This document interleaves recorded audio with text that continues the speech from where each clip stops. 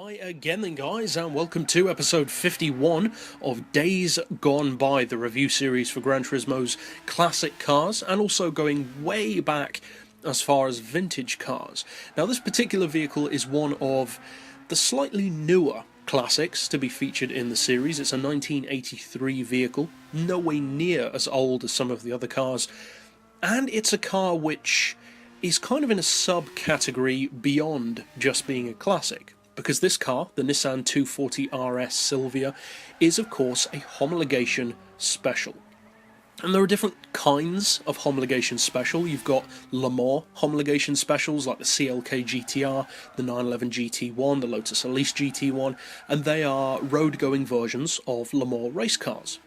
Generally speaking, GT1 machines, with a couple of exceptions. Then you've got touring car homologation vehicles like the Mercedes 190e Evo 2, the BMW E30 M3 Sport Evo, and then you've got rally homologation specials, and that tends to be the type of homologation special that most people think of when you hear the term. Stuff like the Delta, the Quattro, that kind of thing. This is one of the rarer homologation cars, and actually one of my personal favourites. I love the Nissan 240RS, and we actually featured this car along with 5 other road-going rally cars in a rivals match, and it was a great match between them because I love all of those vehicles, the 205 T16, the Renault 5 Turbo, all that kind of thing. But there's something about this Nissan, at least for me personally, that feels somehow even more special than many of those other cars. I think it might have something to do with the rarity of the 240RS. You see lots of love for stuff like the Ford RS200. It's an iconic car. An infamous car, you could say, as it almost single-handedly caused the end of Group B rallying. The Delta, of course. Everyone knows the Delta. Most people like the Delta. The Audi Quattro, one of the most iconic all-wheel drive cars ever made. The 240RS, well, not so much. You don't really hear people talking about this car anywhere near as much as stuff like the Delta, the Quattro, and various others. So, why is that? Well, personally, I don't really know. Maybe because it didn't have the success of those cars. The 240RS, from what I've read about it at least, seemed to have aged very quickly, or dated very quickly, because its range of effectiveness wasn't as good, it could be said, as something like a Quattro or a Delta or an RS200. The rear-wheel drive aspect of the rally car certainly does hinder it on Gran Turismo 6. It makes it a nice collector's piece, like the Bluebird or the Stratos, but just like those cars, you just can't get the power down. Especially uphill, you go so slow in rear-wheel drive rally cars, or also front-wheel drive rally cars, that you just cannot keep up with the all-wheel drive machines. And even a normal road-going all-wheel drive car that's not necessarily even upgraded can give the full-on 240RS rally car a great run for its money. And that's not good, not when you're paying that kind of cash. With the road version, however, this car, it's a totally different story. Not on the dirt, because it is still rear-wheel drive, and that kind of makes it unique within this category to some degree, but on the road, it's so much better.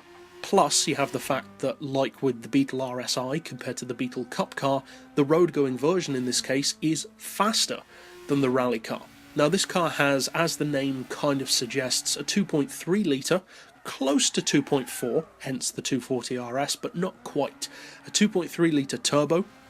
As we said, it's rear-wheel drive, of course it's front engine, and you have all the kind of stuff that you'd expect from a rally homologation vehicle.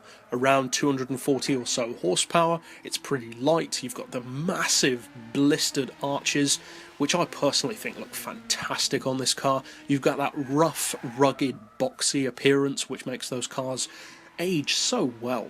You've got the ducktail wing, you've got the air intakes and louvers all over the place, which really look fantastic on those older cars, at least for me, and I know for many of you guys as well. But the thing about the 240RS, which I would say makes it in some cases better than some of the other homologation cars, even stuff like the Delta or the Quattro, is the rear-wheel drive aspect. Because on the dirt, it's virtually useless, but on the road, it's a monster.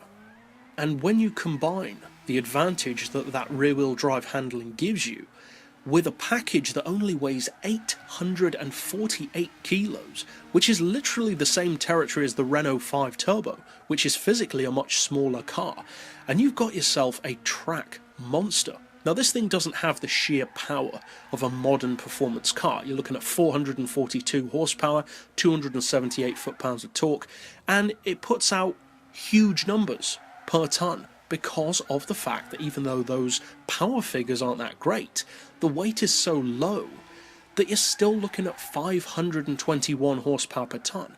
That is amazingly good. That's, in some cases, exotic super sports car territory.